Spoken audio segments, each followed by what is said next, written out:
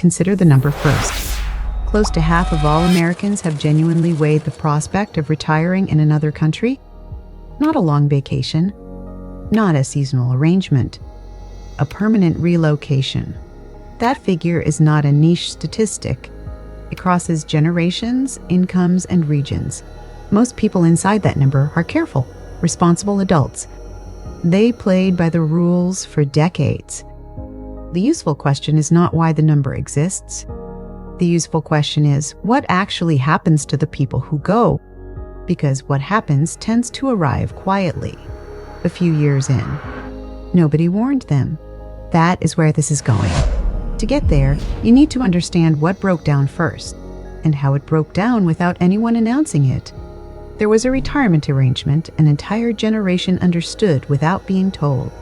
Work for 30 or 40 years, pay into the system consistently, keep spending disciplined, buy a house when the timing allowed, chip away at the mortgage. Then, at the end of it, the financial pressure would ease, not into luxury, not into wealth, just into something that no longer required tracking every dollar against every bill. That was the understood exchange. Stability for decades of contribution. People built real lives around that understanding. The city they chose, the employer they stayed with, the years they drove an older car so the savings rate could hold, the vacations they skipped. These were not casual decisions. They were investments made on the basis of a deal that felt solid. The deal was not solid. It shifted, not through any single policy change, not with any announcement. It eroded across years while people were busy executing it. The way a foundation settles before anyone notices the door stops closing right. By the time most people assess the damage, the math had already moved past them. Here's what that math looks like. A typical retired household in the United States spends around $5,000 a month. The typical Social Security payment comes in at around $2,000 a month. That leaves a shortfall of $3,000 every single month. Every month that gap needs closing. Savings, part-time work, help from adult children, some improvised rotation, and the gap does not hold steady. For most retirees on fixed income, it widens each year as costs rise. Zoom in on one line item. A standard apartment rental runs about $1,500 each month. That single figure consumes 3/4 of the average Social Security check before the prescription refill, before the grocery run, before the utility bill, before the copay that increased at the last renewal. Just the rent, 3/4, gone before anything else. In the highest cost cities, the situation is not strained. It is simply impossible. In Miami, in Austin, in San Francisco, a basic one-bedroom does not compress the budget. It eliminates it. And the people there are not living out of preference for luxury. Many have been in the same neighborhood for 3 decades. Their doctor is there. Their pharmacist knows their name. The grandchildren are close enough for a weeknight dinner. The city did not target them. It changed while they stayed, and staying became something different.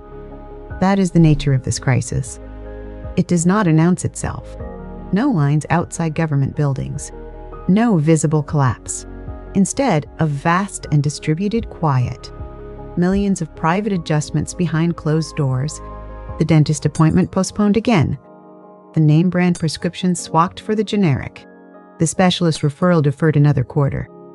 And for a growing number of older Americans, one more adjustment that looks nothing like retirement was supposed to look: going back to work. Walk through any major retail chain. Notice who is at the register, who is stocking shelves, who is stationed at the service desk. Men and women well into their late 60s. Bodies already decades into the workforce, now adding more years. Not from restlessness, not from a desire to stay engaged, from the arithmetic. That is not an inspiration story. That is a ledger in a name tag. Running alongside the financial pressure is something harder to quantify. The erosion of the social structure that once made retirement feel worthwhile. The neighborhood that knew you for 30 years. The circle of friends who watched your children grow. The family close enough to drop by without a plan. That architecture has quietly dismantled itself for a lot of people. Adult children relocated to other states for better pay. Old friends have passed away or drifted into their own smaller lives. The street looks the same. The life on it is entirely different. Financial depletion and social isolation, arriving at once, at precisely the stage when security and belonging carry the most weight. That convergence is where a certain question forms. At first it sounds like something you would never say out loud. Then one day you say it. If I cannot make this work here, why am I staying? Once that question takes root, the internet tends it effectively. There is no shortage of content. A retired accountant in Chiang Mai showing a furnished apartment with a pool, $400 a month. A former teacher in Lisbon describing mornings at the market and afternoons reading. A medical system requiring no negotiation with any insurance company. A couple in Mexico with a monthly rent lower than what they used to pay for parking. These accounts are not invented. The places exist. The prices, when those videos were made, were often real. The problem is what the frame leaves out. What accumulates in year 3? What surfaces in year 7? That is the part worth understanding before boarding any flight. Start with the destinations. The specifics matter. Mexico holds the top position in terms of raw interest from Americans weighing this move. The reasons are largely practical. Proximity means time zones often align with wherever family remains back home. A flight home is measured in hours, not in a half-day crossing. In cities like Puerto Vallarta and Mérida, established American communities already exist. English is workable. Familiar grocery chains operate. The infrastructure of expat life was assembled by the people who came before. A 2-bedroom apartment in a solid neighborhood rented for roughly $600 to $1,000 a month. A sit-down meal at a local restaurant costs $2 to $5. For someone on Social Security seeking relief without genuine foreignness, Mexico historically came closest to a workable landing. That word historically is carrying weight. Return to it shortly. Thailand offers a different proposition. Cultural distance is wider. The language is harder, but the cost relief runs deeper. In Chiang Mai, a furnished modern apartment ran under $500 a month. A visit to a well-regarded private hospital costs $15 to $30 for the appointment itself. Procedures generating 5-figure bills in American facilities are accessible at a fraction of that cost, often at facilities built specifically for patients from abroad. People who braced every time a medical envelope arrived described something specific about leaving Thai hospitals. Not relief at paying less. Just relief. Plain. Uncomplicated. The kinds they had nearly forgotten. Portugal draws a different kind of attention. Not the cheapest destination by any measure. Nobody relocates to Portugal for the rent. They go because it is functional and humane. Streets are walkable. Cities feel safe without being fortified. Daily pace does not feel like settling. It feels proportioned for actual human schedules. The country has built residency programs specifically structured to attract international retirees. For people seeking European texture without paying London or Paris prices, Portugal became the answer. Vietnam has emerged more recently as a serious option. Costs remain genuinely low. Cities are developing at speed. The energy is real. People book a 6-month trial stay, then they renew. Then again. The visa situation is constrained. There is no clean retirement pathway. Workarounds require periodic attention. That is a real variable the promotional content rarely addresses with any seriousness. The time in question deserves direct attention. 5 years ago, the numbers in many of these destinations look substantially different from today. Mexico, Portugal, and parts of Thailand have absorbed significant price increases driven by the very influx they attracted. A person who ran the math in 2019 and delayed until now is working with a different calculation. The destinations delivering the most relief earliest are no longer the same bargains. New options have entered the conversation precisely because the earlier ones have shifted. Vietnam, Albania, Ecuador, and parts of the Philippines are drawing the attention that Lisbon and Chiang Mai drew a decade ago. This pattern repeats. What is affordable today, because it is less known, will become less affordable as it grows better known. The people who moved early captured the full benefit. The people who keep delaying may discover that the version of this opportunity they were planning for has already moved on. Japan arrives in this conversation as the category of one. It forces a rethink of what is actually driving all of it. Nothing fits the standard template for affordable retirement abroad. Not cheap. Language requires serious commitment. Cultural expectations are specific and demanding. And yet, Japan appears consistently among top destinations for Americans receiving Social Security abroad. That fact deserves attention. The people who go to Japan in retirement are not chasing rent arbitrage. They are chasing something harder to price. Trains run when posted schedules say they will. Streets are maintained without being told. Mutual consideration functions as a social default, not as an aspiration. For a certain kind of exhausted American who has watched basic civic functioning decay back home, Japan is not selling affordable living. It is selling the relief of a system that does what systems are supposed to do, that turns out to have real market demand. These destinations are not simply undercutting American prices, they are out-competing American quality of daily life for a specific demographic. That is a different and more consequential claim. Now comes the layer the apartment tour videos skip entirely. Imagine a woman who spent 35 years as a school administrator, disciplined with money throughout her career. She moves to Portugal at 68. The first 3 years are genuinely good. The financial anxiety she had been carrying simply lifts. She walks more. She eats better. She sits at outdoor tables and orders coffee without calculating.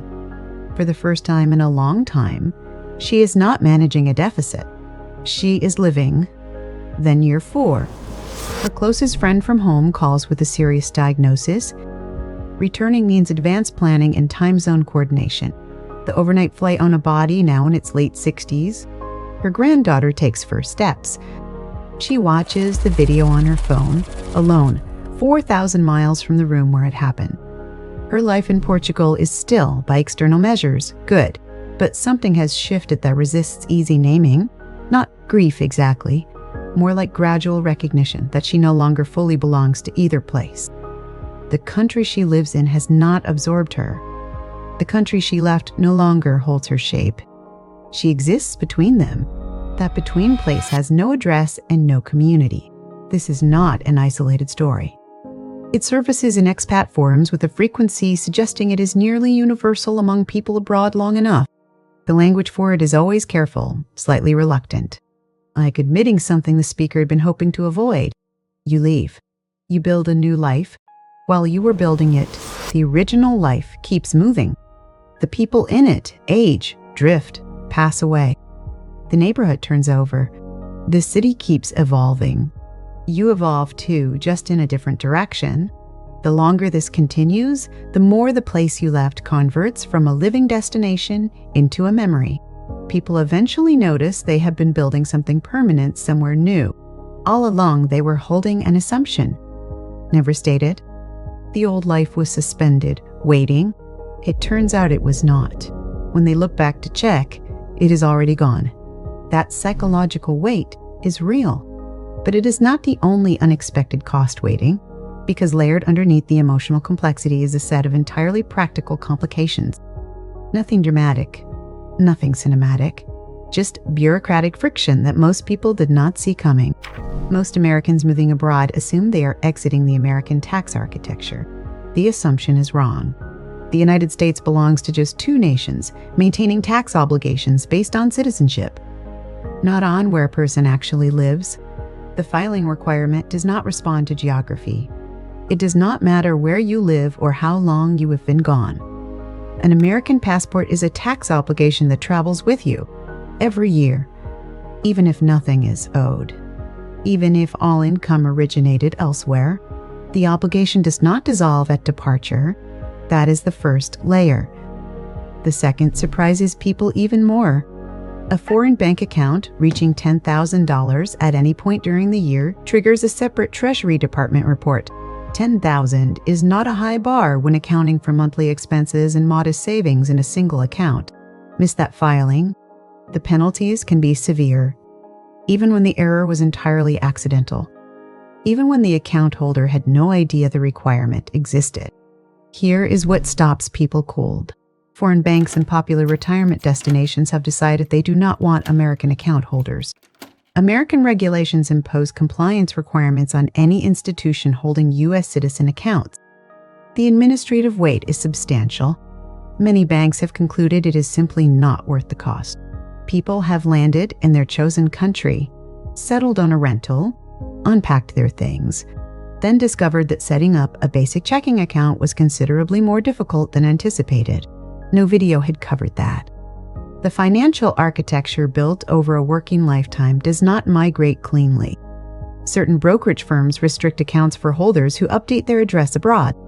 Some American banks have closed accounts after a mailing address shifted overseas. The system a person contributed to for 40 years can quietly begin withdrawing access in specific documented circumstances. The moment they crossed a border going the other direction. Most people work through this eventually. Solutions exist. Millions find them. But the distance between the frictionless picture in those videos and the actual administrative experience is large and real. Many people expecting to simplify their lives find themselves managing a new grade of complexity instead. The weather is better. The complexity is different, not smaller. Then there is the coverage question. It does not resolve as cleanly as the banking workarounds do. Medicare does not travel. With narrow exceptions, coverage is limited to care delivered inside the United States. Establish primary residence abroad and you step entirely outside the safety net you paid into across your working life. Not diminished coverage, not reduced coverage. No coverage. Departure is exit. In Thailand and Mexico, private healthcare is affordable and often genuinely high quality.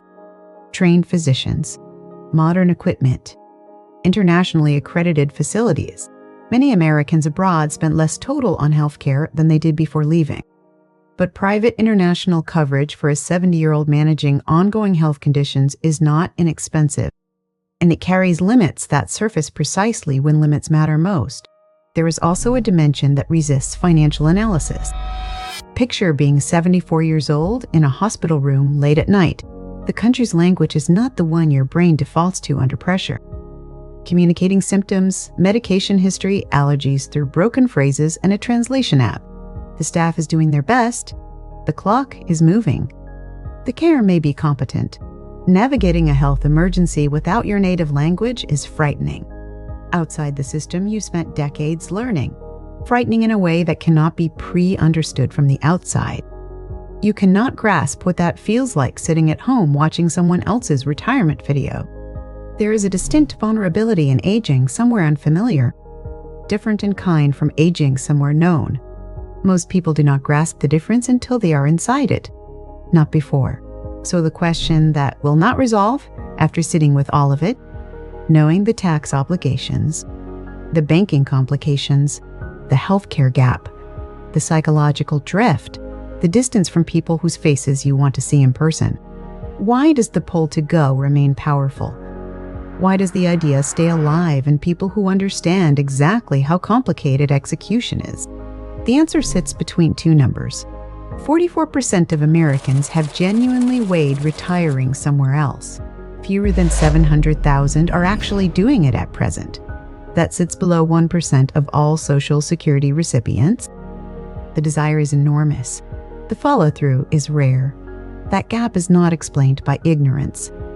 It is explained by the weight of an actual life pressing back, selling the house, navigating a foreign bureaucracy from zero, learning how healthcare works in a different system, managing a language gap daily, separating from a community, even one already grown thin.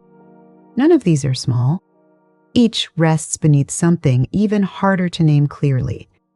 The accumulated weight of knowing exactly where you stand. Consider what that weight is composed of. It is not one large thing. It is an aggregation of small certainties that arrive so gradually a person never noticed acquiring them. The doctor who has your history in a file and does not need you to explain your situation from scratch. The neighbor who knows which car is yours and will notice if it has not moved in 3 days. The pharmacist who calls before you realize there is a refill due. The hardware store where the person behind the counter knows what project you have been working on. None of these relationships feel significant in isolation. Together they form a net that is invisible until it is gone, until you are standing somewhere unfamiliar, wondering why a Tuesday requires so much more effort than it used to. This is not a small thing to surrender. It is also not a reason to stay in circumstances that have become genuinely untenable. It is an honest accounting of what the ticket actually includes, beyond the airfare, the visa fees, the first month's deposit. Here is something rarely stated directly. A person does not retire in a country. They retire inside a system they built across decades without realizing they were building it. They know which pharmacy carries their prescription and stays open past 9. They know which neighbor will actually check in if the lights stay off too long. They know how a doctor's appointment flows before it starts. What forms to expect. What questions to raise. How the billing call goes. They know the mechanic who tells them honestly when a repair costs more than the car is worth. None of this knowledge feels significant while it exists. It only becomes visible when it is entirely gone. When you are standing in a foreign city attempting to reconstruct every piece of it from scratch, in a language that does not always cooperate, at an age when new systems cost more to absorb than they once did. That particular exhaustion is very difficult to appreciate from the outside. From the inside, it is immediate. And there is a layer beyond this that most discussions leave out entirely. The return window does not stay open. Spend 5 years abroad and home has changed in ways that were not announced. Housing prices in your former city may have climbed past reach. The professionals who knew your name have organized around the clients who remained. Credit history has gaps. Address history looks irregular to the financial systems you spent a working life inside. The community that would have caught you has aged, dispersed, rebuilt itself around the people who stayed. People who have been abroad long enough talk about this carefully. They describe reaching a point where returning has become logistically comparable to leaving was in the first place. The option that always felt available was expiring the whole time, without notification. Some only discovered it was gone when they actually needed it. The honest framing is not a contest between leaving and stay. It is recognizing that both directions carry a real price. Relocating abroad addresses genuine problems and introduces others. Remaining in America resolves certain things and leaves others entirely untouched. Neither is a rescue. Both involve trading one set of real difficulties for a different set.